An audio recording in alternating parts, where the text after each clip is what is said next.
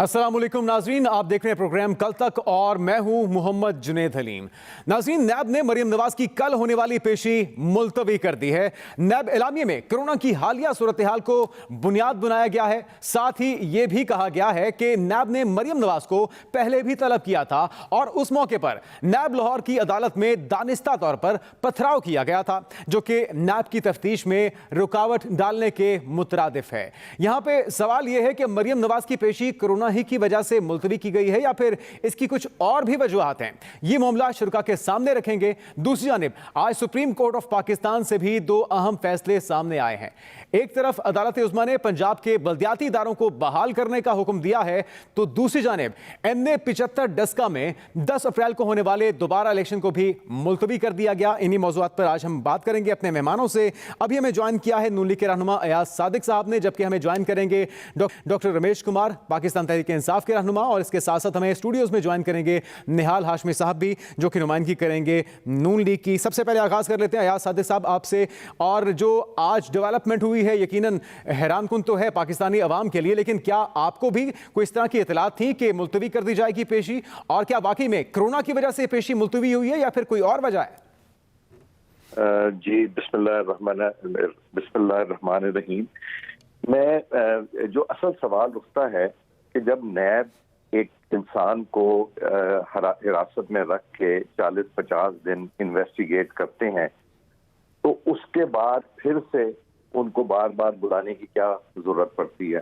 क्या नैब वो 40-50 दिन इन्वेस्टिगेट नहीं कर रही होती, सिर्फ अजियत पहुंचाने के लिए कर रही होती है, या नैब इन्वेस्टिगेट कर लेती है मगर उनको शौक होता है बार बार बुलाने का?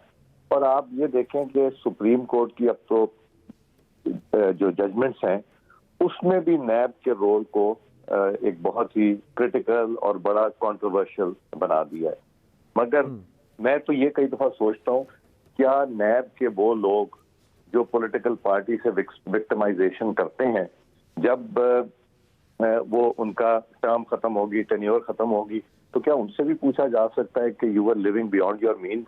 और उनकी भी तफ्तीश नई आने वाली नैब की टीम, ये सवालात बहुत से उठते हैं। मुस्लिम लीग नून ने भुगतना जो था वो भुगत लिया है। अब है बारी इस हुकूमत की।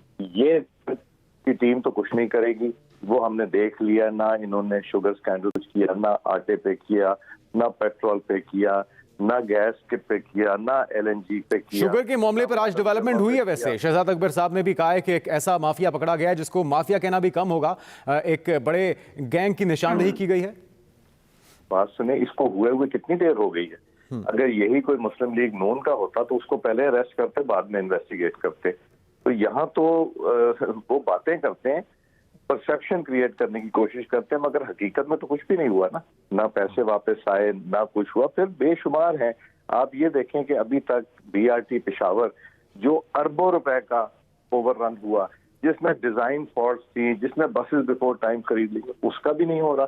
सिर्फ ठीक है। अच्छा अयाज साहब, थोड़ा सा मैं 2-3 इश्यूज पे आपकी रहनुमाई चाहूंगा। एक तो ये कि मरियम नवाज साहिबा बार बार ये कहती हैं कि हम नैब से डरते नहीं हैं, नून लीग का कोई भी शख्स इनके हथकंडों से डरने वाला नहीं है। फिर आपने प्री बेल के लिए हाई कोर्ट से रिजू कर लिया, तो अगर एक तरफ आप डरते नहीं हैं तो फिर इस चीज़ का खदशा आपको क्यों था कि गिरफ्तार कर लिया जाएगा, उसके लिए फिर अदालत से रिजू किया गया? इसलिए कि अगर ना करते तो उन्होंने पहले अरेस्ट कर लेना था, फिर बेल। यहाँ तो मैंने वही बात आपको की ना, ये पाकिस्तान एक ऐसा कानून बन गया है जिसमें इन्वेस्टिगेशन स्टेज पे अगर कोई हाजिर भी हो रहा है, वो हर इन्वेस्टिगेशन की तारीख पे पहुंच भी रहा है, वो हर तरह कोऑपरेट भी कर रहा है, फिर अरेस्ट कर लेते हैं। शाहिद खाकान को नहीं अरेस्ट किया। आपको ऐसा लगता है कि आपके हक में फैसला आया, गिरफ्तारी से नैब को रोका गया, कहीं इस वजह से तो नैब की जानिब से पेशी मुलतवी नहीं की गई कल की? देखें, नैब की इससे तो यही लगता है ना कि उनकी नीयत शायद गिरफ्तार करने की थी। अदरवाइज नैब को ये मुलतवी करने की क्या जरूरत पड़ी थी? रेंजर्स उन्होंने बुला लिए, पुलिस उन्होंने बुला ली, उन्होंने क्या कुछ नहीं करने की कोशिश की। खौफजदा तो हैं वो, इसमें तो कोई शक की बात नहीं। मगर मुझे पता क्या किस चीज का डर है जिससे मैं खौफजदा हूं, कि ये लोग जातियात पे उतर आए हैं नैब वाले, और ये चीजें लोगों को फिर याद रहती हैं कि इन्होंने कितना। और यही इमरान खान साहब के बारे में भी मैं ये कहूंगा कि वो इतनी जातियात पे उतर आए हैं। जो जेल के अंदर मुस्लिम लीग नून के रहनुमाओं से या जो मुस्लिम लीग नून के वादा माफगवा नहीं बनते उनके साथ जो सलूक किया जाता है वो बताते नहीं टीवी पे आके, मगर ऐसा है कि सोच के सुन के रोंगटे कई दफा खड़े हो जाते हैं। मगर क्या वो भूल जाएंगे इन चीजों को? क्या वो बिल्कुल उनके जहन में चीजें नहीं रहेंगी? उसमें इमरान खान और उनकी टीम के लिए क्या चीजें तैयार नहीं हो रही? क्या उनके बारे में नहीं हो रही चीजों की? और जब वक्त आएगा तब वो इस्तेमाल होंगी। इससे होगा क्या?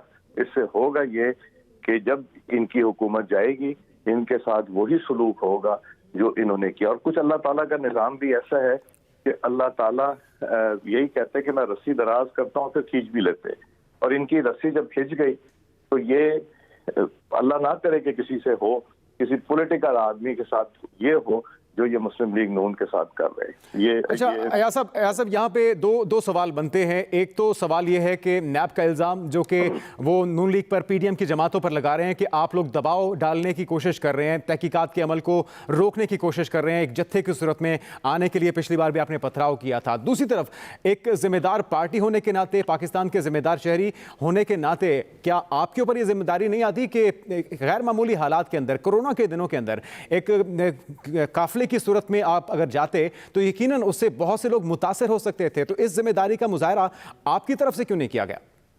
क्या हुकूमत ने शादियां बंद कर दी हैं? क्या हुकूमत ने पब्लिक गैदरिंग बंद कर दी है?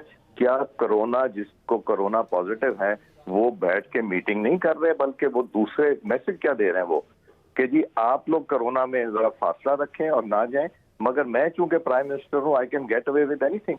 क्या वीडियो कॉन्फ्रेंसिंग नहीं कर सकते थे? वो मैसेज क्या दे रहे हैं कि टीवी पे दिखा के कि मुझे कोरोना है, पॉजिटिव है और मैं इन सारों के साथ बैठा हूँ, बात कर रहा हूँ। जब भी मुस्लिम लीग नून की लॉन्ग मार्च आती तो कोरोना बढ़ जाता है, जब मुस्लिम लीग नून कोई ऐसी बात करती है तो कोरोना बढ़ जाता है। हम मास्क पहन के एहतियात करके अगर यकजहती के लिए अपने पार्टी के मेंबरान के साथ अगर वहां जाते हैं तो इसमें खौफजदा होने की क्या बात है? हम कोई अंदर तो नहीं घुस रहे। पथराव पिछली दफा हुआ इसलिए कि पुलिस ने तशद्दुद किया, पुलिस की तरफ से पहले पथराव जिसकी वीडियोस भी हैं, और ये दहशतगर्द की अदालत में जो लोग पेश हुए वहां पे जब उन्होंने वो वीडियोस मांगी तो वो कासिर थे वो वीडियोस दिखाने से और देने से, क्योंकि उनको पता था कि उन वीडियोस में कहा है कि पुलिस की वो रिकॉर्डिंग भी थी एक अफसर की जो कह रहा है कि मारो पत्थर इनको, फेंको पत्थर इनकी तरफ। वो सबने देखी ना, किसी से छुपती नहीं आजकल चीजें। मगर जिस तरफ नैब और इमरान खान साहब जिस तरफ लेके जा रहे हैं ना अकाउंटेबिलिटी को, ये पाकिस्तान में ब्यूरोक्रेसी काम नहीं कर रही है, और जो हुकूमत चेंज होगी उसके बाद जो उसका हाल होगा वो अल्लाह ताला ही बेहतर जानता है। और अल्लाह करे कि कोई हम ट्रैक पे चल जाए, मगर इन्होंने जाती हद तक देखिए एक तरफ अयाज साहब आप ये कह रहे हैं कि हुकूमत ने गैर जिम्मेदारी का मुजाहरा किया, वज़ीर आज़म साहब को आज मीटिंग चेयर नहीं करनी चाहिए थी, लेकिन आप लोग भी रुके नहीं, आप लोगों की तरफ से भी पूरे काफिले के साथ जाने का प्लान था, गो के पेशी मुलतवी हो गई। लेकिन आप समझते हैं कि ऐसी कोई खतरे वाली बात नहीं है? हुकूमत सिर्फ हवा बना रही है, इस माहौल को पैदा कर रही है, कोरोना का ऐसा मामला नहीं है संगीन, आप ये कहते हैं? नहीं, हुकूमत जो है वो मुस्लिम लीग नून की पॉपुलैरिटी को बढ़ा रही है, उसमें पीडीएम की पॉपुलैरिटी को बढ़ाने में बड़ा अच्छा रोल प्ले कर रहे हैं वो लोग। उनकी पैनिक जो है ना, उनकी जो सोच है ना, वो हमें उससे तकवीयत मिल रही है, हमें उससे, हमारे लोग जो है ना उससे ज्यादा मोटिवेट हो रहे हैं और इनके इन हथकंडों की वजह से। और अब वो नैब का डर खौफ जो है ना वो लोगों से अब काफी हद तक निकल गया है। अब वो कहते हैं कि क्या कर लेंगे, 2 महीने 3 महीने 6 महीने, उसके बाद क्या होगा? उसके बाद यही होगा ना कि अदालतें भी खड़ी हो गई हैं। उन्होंने भी कहा कि इन्होंने क्या ड्रामा बनाया हुआ है, लोगों को हमजा साहब 21 महीने जेल में रखने के बाद जो रेफरेंस फाइल हुआ उसमें ये लिखा कि ये तो मेन अक्यूज ही नहीं है। ख्वाजा साद रफीक साहब के केस में जो सुप्रीम कोर्ट ने जो जजमेंट लिखी है वो पढ़ने से ताल्लुक रखती है, तो वो तो इन लोगों को तो वैसे ही रिजाइन कर देना चाहिए था इसके बाद, मगर इनका भी एहतसाब होगा, एक अल्लाह ताला की अदालत में होगा, और फिर इनसे ये भी पूछा जाएगा कि you were living beyond your means. अब आए नजर आप आके इसका जवाब भी दें, अगर वो आ गया तो फिर हम where will we end up. बिल्कुल ठीक है। अयाज सादिक साहब की गुफ्तगू सुनी, और आज बड़ी डेवलपमेंट नैब की जानिब से कल मरियम नवाज को बुलाने की जो पेशी थी, उनके हाजिर होने के बाद उन्होंने उनके सवालों के जवाब देने थे, इस पेशी को मुलतवी कर दिया गया है। इसी मामले पर और दीगर हम इशूज़ पे नाज़रीन एक ब्रेक के बाद गुफ्तगू के सिलसिले को आगे बढ़ाएंगे। नाज़रीन, ब्रेक के बाद आपको कहेंगे खुशामदीद। इस्लामाबाद से हमें डॉक्टर रमेश कुमार तहरीक इंसाफ के रहनुमा और लाहौर स्टूडियो से निहाल हाशमी साहब ज्वाइन कर चुके हैं। डॉक्टर साहब, पहले आपसे जानना चाहेंगे, ये अचानक क्या हुआ है? हालात, वाक़यात और मामलात सारा कुछ ही बदल गया, पेशी भी मुलतवी कर दी गई, आखिर माजरा क्या है? मैंने कल ये हमारा एक प्रोग्राम में था, मैं इमरान के साथ GNN पे। जी, मैं यही पूछने ही वाला था, आपने पेशगोई की थी उसमें? मैंने पेश कोई नहीं, मेरा सिक्स सेंस भी कह रहा था और जो हालात थे वो भी कह रहे थे, तो मैंने कल उसको बताया था, तो उन्होंने कहा कि ऐसे कैसे आप बता रहे हो। मैंने कहा नहीं, वो पेशी फिलहाल ये तो हम भी आपसे पूछेंगे, कैसे कैसे बता दिया आपने? कुछ तो खबर होगी आपके पास। नहीं, खबर नहीं, मैं अपना एक अंदाजा लगा रहा था कि जो कोविड की सिचुएशन आ गई है और इस तरीके से जो लोग जाएंगे, तो मैं नहीं समझता कि ये जो है वो मुनासिब है कि ये चीज हो, तो ये बाद में भी हो सकती है। इस वजह से मैंने कल कहा था कि ये चीज डिसाइड हो चुकी है कि ये आपको कल सुबह जो है ये कैंसिल हो जाएगा। अच्छा, और आपने ये खबर दी, यानी कि ये डिसाइड हो चुका है?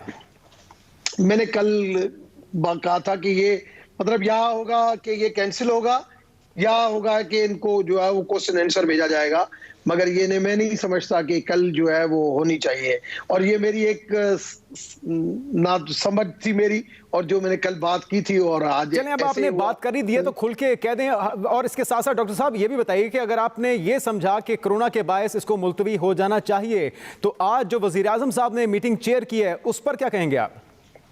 वो खुद भी कोरोना के पेशेंट हैं, वो सिर्फ खदशे वाली बात नहीं है, वो खुद कोरोना के पेशेंट हैं।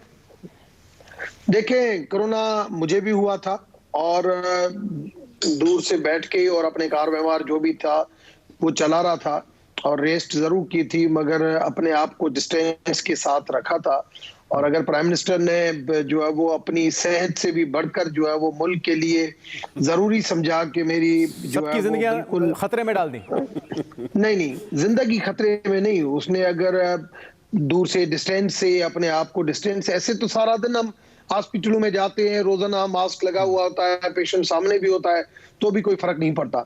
ऐसे भी नहीं कि कोरोना ऐसे कोई बिल्कुल सिर्फ प्रोटेक्शन करनी चाहिए, क्योंकि माजरत के साथ डॉक्टर साहब, पूरे मुल्क में लॉकडाउन लग रहे हैं, स्मार्ट लॉकडाउन, और घरों में कैद किया जा रहा है, मार्केट्स को बंद किया जा रहा है, शादी ब्याह की तकरीबात नहीं होने दी जा रही। आप ये कह रहे हैं कि मुल्क की वफाद के लिए उन्होंने किया। जुनैद, उसकी वजह ये है कि लोग इस चीजों को केयरलेस समझते हैं, बगैर मास्क के चले जाते हैं।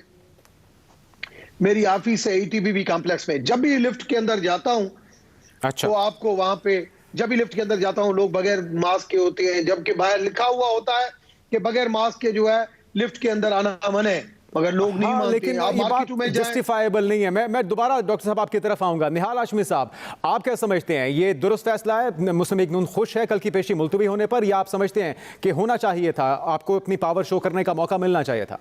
बिस्मिल्लाहिर्रहमानिर्रहीम। सबसे पहले तो मैं डॉक्टर साहब का शुक्रगुजार हूँ कि उनके जवाब से पूरे पाकिस्तान को पता चल गया होगा कि जो हम चीख के कह रहे थे, 12 ये कह रहे थे कि ये नैब न्याजी गठजोड़ है और नैब एक टूल के तौर पे इस्तेमाल की जाती है अपोजिशन के लिए, जो भी गवर्नमेंट के मुखालिफ हो उसको सज़ा देने के लिए, उसके हाथ मरोड़ने के लिए। तो जब ये डॉक्टर साहब ने कहा कि हमें पता था, तो यकीनन कहीं मीटिंग हुई होगी और इन्होंने 2 ऑप्शन दिए कि या तो मुलतवी हो जाएगा या क्वेश्चनियर भेज दिया जाएगा। तो डॉक्टर साहब एक बड़े माने जाने पार्लियामेंटेरियन हैं और मौजूदा हुकूमत के बड़े अंदर के आदमी हैं, इनको बड़ी बाखबर आदमी है, तो एक तो ये बात बड़ा क्लियर हो गया, इसके लिए हम उनके शुक्रगुजार हैं। हाँ जी, वो तो नजर आ ही रहा है हमें, एक दिन पहले उन्होंने खबर दे दी, इसके लिए हम बड़े शुक्रगुजार हैं। बाकी जो रह गया कि हमें खुशी उस दिन होगी जिस दिन इस मुल्क को रूल ऑफ लॉ के तहत चलाया जाएगा। हमें खुशी उस दिन होगी जब तमाम काम आइन और कानून के तहत होगा। हर कोई अपनी, अगर आपके पास किसी के खिलाफ कोई रेफरेंस है तो आप उसको इस्टेब्लिश करें, मगर सिर्फ आप उनको स्मैश करना चाहते हो मरियम को, तो ये तो ना पाकिस्तान की आवाम पसंद करेगी, ना पाकिस्तान की आइन इस बात की इजाज़त देती है। और अगर आप धमकी दे रहे हैं नैब के जरिए मरियम नवाज को, तो आप धमकी देना छोड़ दें, क्योंकि हमने धमकी नहीं लेना, मरियम ने धमकी नहीं लेना। जो लोग अल्लाह से डरते हैं वो नैब जैसे और दूसरे लोगों से नहीं डरते, किसी से नहीं डरते। तो हाशमी साहब, आप कह रहे हैं हर चीज़ रूल ऑफ लॉ के मुताबिक होनी चाहिए, तो अगर इल्ज़ामात थे मरियम साहिबा पे तो उनको मौका दिया गया आके उन इल्ज़ामात का जवाब दें। अगर वो बरीउल ज़िम्मा हैं और वो उनका जवाब दे पाती हैं तो ये तो अच्छी बात है, उनके जो दाग हैं वो धुल जाएंगे। तो इसका आपको एक मुख्तसर सा मैं जवाब दे दूं कि आपको याद होगा जब सुप्रीम कोर्ट ने बहुत ही मशहूर ज़माना JIT बनाया था PMLN के लीडरशिप के ख़िलाफ़, उस वक्त के वज़ीर आज़म के ख़िलाफ़, उसमें जिन लोगों को इंक्वायर किया गया था उनमें मोहम्मद नवाज शरीफ साहब थे, मरियम नवाज साहबा थी। JIT आप उठा के जजमेंट में देख लें जो उन्होंने लिखा है, JIT से पूछा कि आपके टर्म्स ऑफ रेफरेंस क्या और आपने किस किस को इंक्वायर किया, और ये जो जायदाद जिस पे आज बुलाया गया इस पे भी सुप्रीम कोर्ट ने पूछा JIT से कि आपने क्या पाया, इसमें क्या गलत चीज़ें हैं। उन्होंने कहा इस क्लियर है, इसमें कोई घपला नहीं है, जिस रेफरेंस में अभी बुलाया गया। उन्होंने कहा आप कौन कौन से रेफरेंस दाखिल करना चाहते हैं, तो क्या इस जायदाद के रेफरेंस, उन्होंने कहा नहीं इस जायदाद का कोई रेफरेंस नहीं बनता। तो क्या इन अकल के अंधों को और आइन और कानून से जो अपने आप को बालातर समझते हैं इनको नहीं मालूम? जाके पढ़े वो JIT रिपोर्ट और जाके पढ़े वो सुप्रीम कोर्ट के ऑर्डर्स और ऑब्जर्वेशन, जिसमें उसने कहा था कि ये जायदाद क्लियर है, इसमें कोई मरियम को कोई चीज़ नहीं, हमें मीन्स ऑफ जो परचेज वो मिल चुका है, हमें सारी चीज़ सबूत मिल चुका है, इसमें कहीं पे नहीं है। तो क्या इनको नहीं मालूम? ये सिर्फ अच्छा, हमें इसका जवाब करने के लिए इसका जवाब लेते हैं। डॉक्टर साहब, यही बात अयाज सादिक साहब भी कर रहे थे कि 40-50 रोज जब मरियम साहिबा उनके पास थी, गिरफ्तार थी, उस वक्त ये सारी चीज़ें, अगर कोई सवालात थे, कुछ इल्ज़ामात थे, तो उसके जवाब क्यों नहीं लिए गए? बार बार कुछ अरसा गुजर जाने के बाद जिस वक्त बयानात तेज़ होते हैं, सियासी माहौल गर्म होता है, फिर ख्याल आ जाता है कि इनको पकड़ो, इनको काबू किया जाए। जो अपोजिशन का मौक़िफ़ है, आप समझते हैं ये दुरुस्त है? देखिए, दो चीजें हैं यहाँ पे आपके पास आ गई। एक तो आपने बात की रूल ऑफ लॉ की, निहाल भाई ने बात की, हमारा पुराना कुलीग है और हम साथ में रहे हैं, कराची से हमारा ताल्लुक है दोनों का। देखिए, रूल ऑफ लॉ की अगर बात की जाए, नैब ने तो NCOC की जो प्रेस कॉन्फ्रेंस थी, NCOC के जो इकदाम थे कि इज्तिमा नहीं होने चाहिए, उसको भी मद्देनजर रखा। NCOC ने नैब ने ये भी देखा कि मैडम मरियम नवाज जब लास्ट टाइम आई थी तो जो हुजूम आया था उससे कितनी वायोलेशन हुई, पत्थरा हुआ, ये सारी चीजों को मद्देनजर रखते हुए, मगर मेन NCOC की बात थी, कोविड की बात थी, जिसकी वजह से उन्होंने ये चीज जो है वो एक पार्लियामेंटेरियन को, एक पार्टी को भी सोचनी चाहिए थी। सारे लोग, इतनी बड़ी PMLN पार्टी है कि आया ये जो चीज हो रही है इसमें हमें इस तरीके से जाना चाहिए या नहीं जाना चाहिए, इदारों का एहतराम करना चाहिए या नहीं करना चाहिए। मैं ये नहीं कहता, मैंने आपके ही किसी प्रोग्राम में मैंने ये कहा था लास्ट टाइम जब इलेक्शन कमीशन के खिलाफ हमारी गवर्नमेंट के बंधु ने जब प्रेस कॉन्फ्रेंस की, मैंने कहा ये गलत है, हमें इलेक्शन कमीशन सही है या गलत है, हमें अपने ग्रीवेंसेस उनके सामने रखनी चाहिए, उसके रिफॉर्म के लिए असेंबली हमारा फ्लोर है। नैब सही है या गलत है उसका एहतराम करना चाहिए, उसके रिफॉर्म करना चाहिए, हमारे पास असेंबली का फ्लोर है। मगर इदारों को इस तरीके से हम इन्फ्लुएंस के अंदर हमें नहीं डालना चाहिए, चाहे गवर्नमेंट हो चाहे अपोजिशन हो। तो जो कुछ किया गया PMLN की तरफ से या PDM की तरफ से वो गलत था, मगर नैब ने अच्छा एक इकदाम किया कि उसने उसको पोस्टपोन किया। दूसरी चीज आपने कहा कि नैब जो है इतने दिन था, ये चीज आप बिल्कुल सही है। देखिए, नैब के ऊपर उंगलियां सिर्फ यहाँ पे नहीं उठती, नैब के ऊपर सुप्रीम कोर्ट में भी उठ रही है। तो नैब के अंदर रिफॉर्म होना चाहिए, मगर रिफॉर्म करना क्या है? इस 2-2.5-3 सालों में आप ये फैसला ही नहीं कर सके कि एहतसाब करने वालों का भी होना चाहिए, रिफॉर्म्स होनी चाहिए, तो कब होंगे आप? जी, मैं कहता हूँ मौका दीजिएगा। 2.5 साल नहीं, एक मिनट 2.5 साल के अंदर अगर यहाँ पे नहीं हुआ तो 5 साल पीपुल्स पार्टी और 5 साल PMLN ने क्यों नहीं किया उसका रिफॉर्म? चलो उस वक्त रिफॉर्म नहीं किया, 5 साल नून लीग के दौर में तो आप उनके साथ थे ना डॉक्टर साहब, इस तरह ना करें। मैंने आप उस वक्त डिफेंड करते थे चीजों को। मैं एक छोटी सी बात, डॉक्टर साहब कुछ कहना चाह रहे हैं उसके बाद। डॉक्टर साहब आपने एक बात की, पिछले बार जब नैब में हम गए, आप खुद एक इंसाफ पसंद आदमी है। मरियम नवाज सिर्फ नवाज शरीफ की बेटी नहीं, इस कौम की भी बेटी है, इस कौम की आवाज बन चुकी है। जब वो वहां गई तो उनके गाड़ी, बुलेट प्रूफ गाड़ी, मैं वहां मौजूद था, उनके बुलेट प्रूफ गाड़ी पे किसने हमला किया, उसके बुलेट प्रूफ गाड़ी कैसे छलनी हुई, उसके शीशे कैसे टूटे, आप ये जरा सोचे। और क्या उस पे कोई इंडिपेंडेंट इंक्वायरी हुई? कि कौम की एक बेटी नैब के दफ्तर जाने के लिए आई, उसके ऊपर पथराव किया गया, उसके ऊपर अल्लाह जाने कौन सा चीज फेंका गया जिससे बुलेट प्रूफ गाड़ी टूट फूट का शिकार हो गई। और ये मैं इल्जाम नहीं लगा रहा हूं, ये मीडिया में आ चुका है। अब क्या नैब में इतना शर्म और हया था कि नैब बुला के कहती है हम माजरत खाएं, हमें अपनी बेटी की इज्जत करना और तकरीम करना, हमारा आइन, हमारा दीन, हमारा कानून, हमारा माशरा कहता है कि हम औरतों का एहतराम करते हैं। ये एहतराम किया था जब वो नैब के दफ्तर में खड़ी रही 1 घंटे तक। तो वो नैब अगर डराना चाहता है, अगर किसी की जान लेना चाहता हो, तो इतनी आसान नहीं है कि हम अपनी बहन बेटी को इस तरह से किसी के हवाले कर दें। ये हो नहीं सकता। ये नैब भी कान खोल के सुन ले, आइंदा भी जब भी बुलाएंगे पूरा शहर आएगा, पूरा मुल्क आएगा, क्योंकि तुम इंतकाल तो यानी कि निहाल हाशमी साहब, आप दोनों के अंदर फर्क तो कोई नहीं है। वो लोग भी, आप एतराज करते हैं वजीर आजम ने मीटिंग क्यों चेयर की, कोरोना के पेशेंट हैं, आप लोग भी गैर मामूली हालात के अंदर भी ट्रैक रिकॉर्ड रहा है कि सियासी लीडरों को कत्ल कर दिया जाता है। पेंडेमिक के अंदर भी आप लोग अपना यूनिटी, अपनी स्ट्रेंथ शो करने के लिए आप लोगों की जिंदगियां खतरे में डालने के लिए तैयार हैं। आपको नहीं मालूम था नोटिस इशू करने से पहले कि जी पेंडेमिक फैली हुई है? वो डराना चाहते थे, वो दिन गए। पेंडेमिक फैला हुआ है तो वहां पे अकेली मैडम मरियम नवाज को बुलाया था, हुजूम को नहीं बुलाया था। मगर अगर आपकी तरफ से एक एग्रेसिव जो मूड दिखाया गया, तो जब उसके लिए फिर भी कंप्रोमाइज, अरे भाई एग्रेसिव मूड तब भी ना हो जब हमारी बहन बेटी पे बात आ जाए, तो फिर तो वो इंसान ही ना ठहरे जो अपनी इज्जत और अपनी गैरत पे एग्रेसिव ना हो। लेकिन पाकिस्तानी गैरतमंद कौन है यार? साहब यहाँ पे सवाल ये है कि अगर आप लोगों को वाकई कोरोना से ही मसला था या कोरोना की वजह से ही आपने इस पेशी को मुलतवी किया है, तो आपने तो अदालत से रुजू भी कर लिया था, आपने तो रेंजर्स को तलब भी कर लिया था, आप लोग भी पूरी तैयारी के साथ थे। अगर मरियम नवाज साहिबा को रोक दिया जाता तो शायद ये पेशी भी मुलतवी ना होती। ऐसा ही है? देखिए जुनैद, ये चीज जो है, ये दिन ब दिन जो कोविड का जो परसेंटेज बढ़ रहा था, तो इस वजह से कल के बाद ये चीजें हल्के में आई कि ये चीजें जो है वो डिस्कस होनी चाहिए। नैब एक इंडिपेंडेंट इदारा है, आज उन्होंने उसके ऊपर इंडिपेंडेंट बहुत बड़ा कह दिया कि नैब इज अ टूल। हाशमी साहब मौका दीजिएगा। आज सुबह जो हुआ है, वजीर आजम खुद मौजूद थे, और अगर इतना ही जरूरी था मुल्की मफाद में उस मीटिंग का होना, तो उसका तरीकाकार कुछ और हो सकता था। वीडियो लिंक के जरिए वो उसमें शामिल हो सकते थे। अगर उसके बावजूद बहुत जरूरी था तो फिर उन तस्वीरों को शाया ना किया जाता, जिससे पूरी दुनिया में, पूरे पाकिस्तान में जो मैसेज गया है वो बहुत ही गलत मैसेज गया है कि इस मुल्क के सरबरा खुद कोरोना का शिकार होते हुए एक मीटिंग चेयर कर रहे हैं, तो फिर बाकी लोग किस तरह से SOPs को फॉलो करेंगे। नाज़रीन, इस पर और इससे जुड़े दीगर इशूज पे 2 सुप्रीम कोर्ट के अहम फैसले आए, उस पर मजीद बात एक ब्रेक के बाद हमारे साथ रहेगा।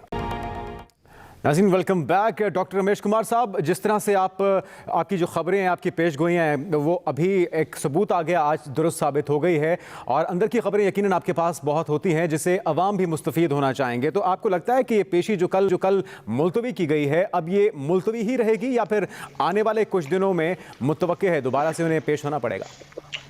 देखिए, जो भी इन्वेस्टिगेशन होती है, चाहे पुलिस की हो, चाहे नैब की हो, चाहे FIA की हो, अगर वो टेम्पररी जो है वो डेफर होती है, चाहे कोर्ट की हो, तो उसका केस बंद नहीं होता है। केस बंद तब होता है जब उसकी इन्वेस्टिगेशन की फाइल और उसके आंसर जो है वो फाइल जवाब नहीं आती है, तब तक वो रेफरेंस फाइनल नहीं होता है। तो मैं नहीं समझता कि ये बिल्कुल खत्म हो गई। यहाँ कब लगती है वो नैब का काम है, कब लगती है, मगर मैं जो समझता हूं कि जो कोविड की इस वक्त सिचुएशन है, तो उसमें मैंने महीना 2 महीने जो कोविड की सिचुएशन इस वक्त जिस स्पीड से जा रही है, मुझे 2 महीने तक ये चीज जो है वो नजर नहीं आ रही है। हो सकता है बीच में उसको कंप्लीट अगर करनी हो तो उनके पास क्वेश्चन आंसर भेज दिया जाए कि फिलहाल आप भेज देंगे, तो ये चीज मुमकिन है कि ये हो सकती है, जो मेरा एक अपना अंदाज है। फिर आप ये कहेंगे कि आपने ये कहा था, यही हुआ, तो फिर नहीं, हम बखुशी आपकी जो प्रेडिक्शंस है इसे आवाम तक पहुंचा रहे हैं, और अगर आपके पास और भी खबर है इससे मिलती जुलती, इससे मुतल्लिक, तो जरूर बताइए। मैं समझता हूं कि सारी चीजें बेहतर हो जाएंगी, और नैब रिफॉर्म के सारी चीजें बेहतर हो जाएंगी किसके लिए? आप नैब रिफॉर्म जो है ये वक्त की जरूरत है। पार्लियामेंट्री कमेटी बन चुकी है हमारी पार्टी की तरफ से। मैं समझता हूं उसके अंदर अगर अपोजिशन कोऑपरेट करेगी तो वो चीजें ऑटोमेटिक आगे बढ़ेंगी, ये सबके लिए बेहतर है।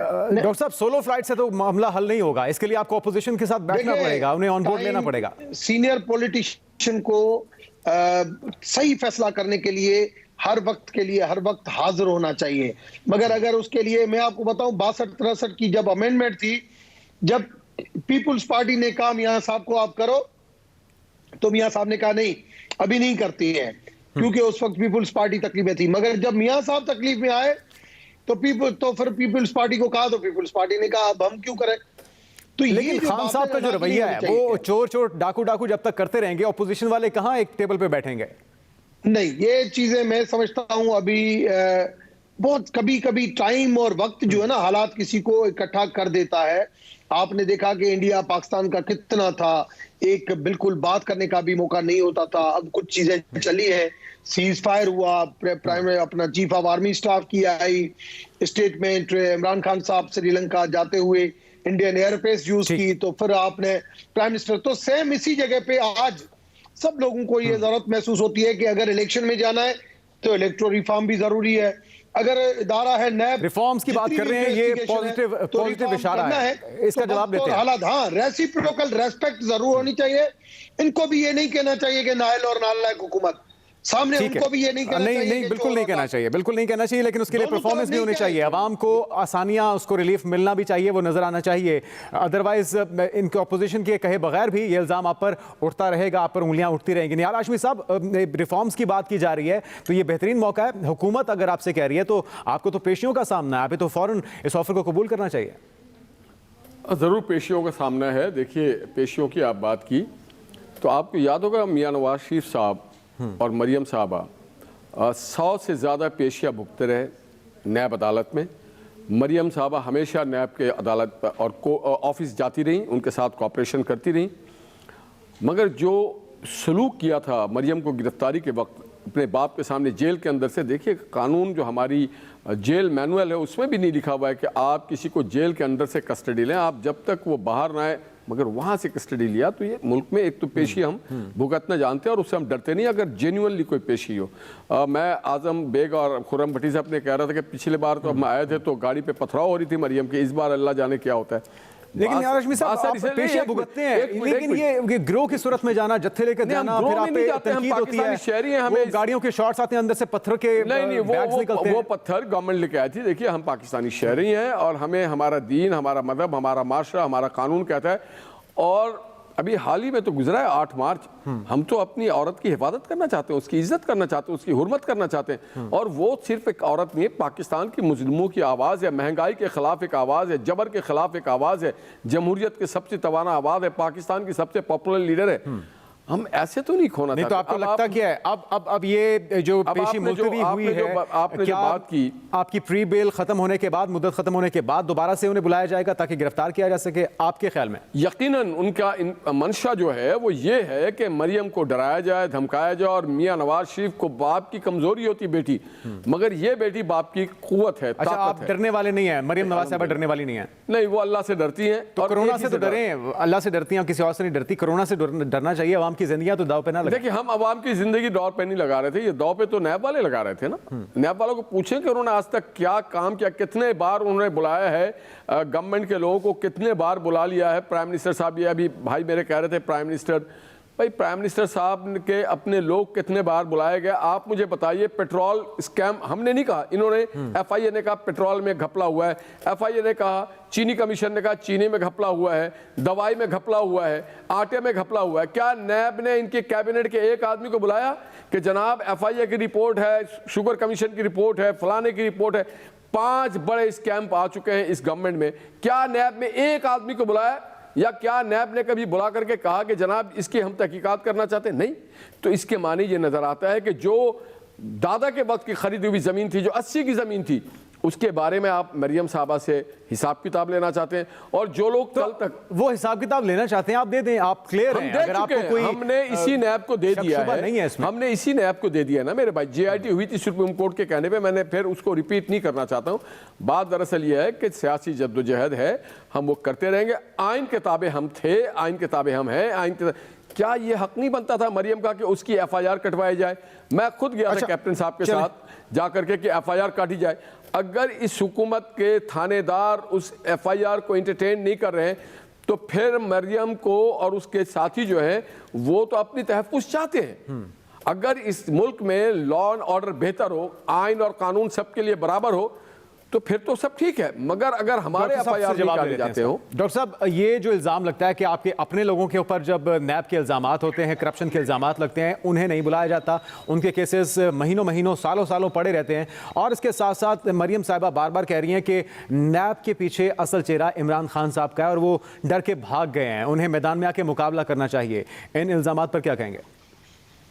देखिए, पहली चीज तो ये कि नैब पीएमएलएन के ऊपर जो भी गवर्नमेंट रहती है ना, केसेस उसके ऊपर बनते हैं, और पीपुल्स पार्टी का दौर था तो उनके ऊपर बने, पीएमएलएन का दौर था तो पीपुल्स पार्टी के ऊपर दौर, और एक दूसरे की हुकूमतों में। लेकिन आपकी पार्टी में सारे लोग पिछली हुकूमतों के हैं, मुख्तलिफ पार्टीज के जो हुकूमत करती रही हैं। देखें, जो भी हैं, अगर उनको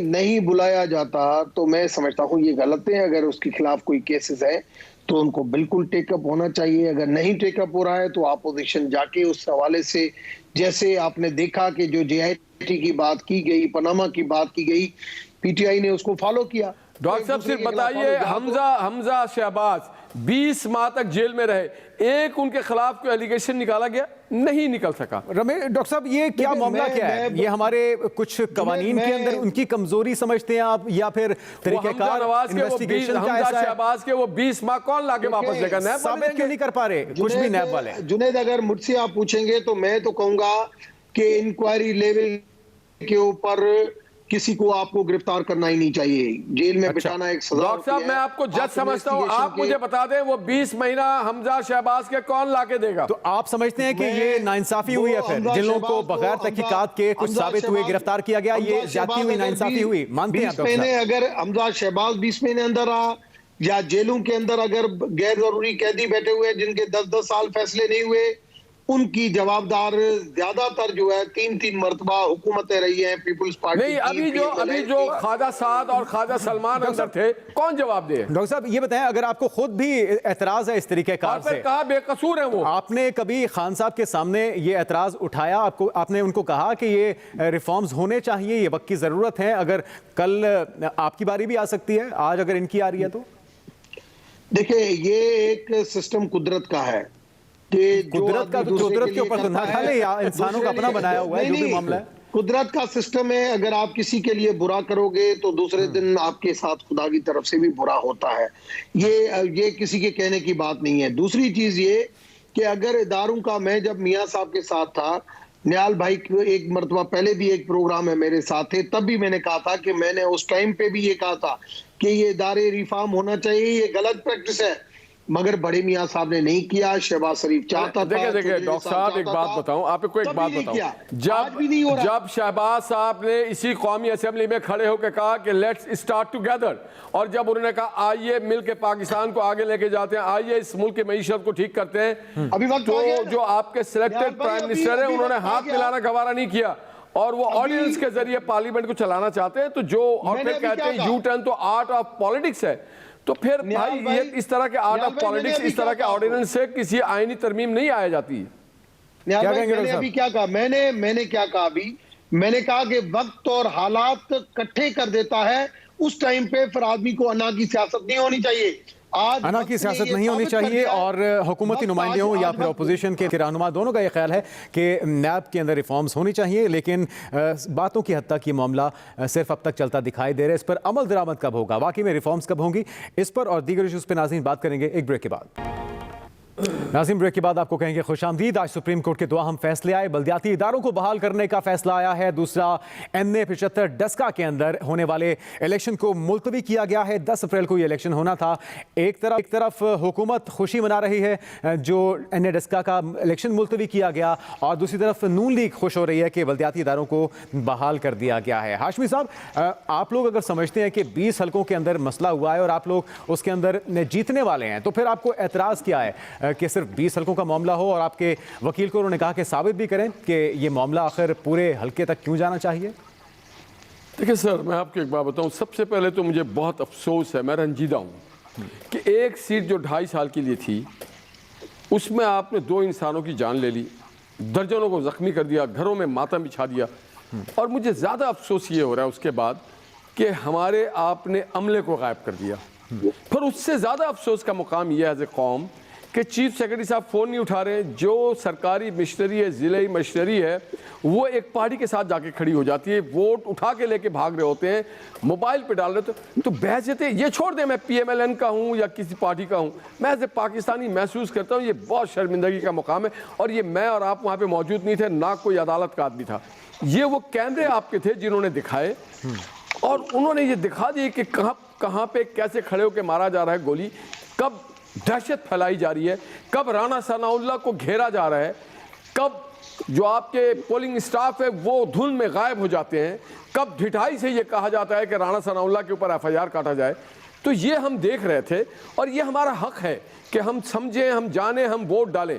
ये इख्तियार इलेक्शन कमीशन का है कि वो जब चाहे इलेक्शन कराए, जब चाहे इलेक्शन ख़त्म करे, जब चाहे इलेक्शन को कैंसिल करे, जब चाहे उसको मुतनाज़ा कहे।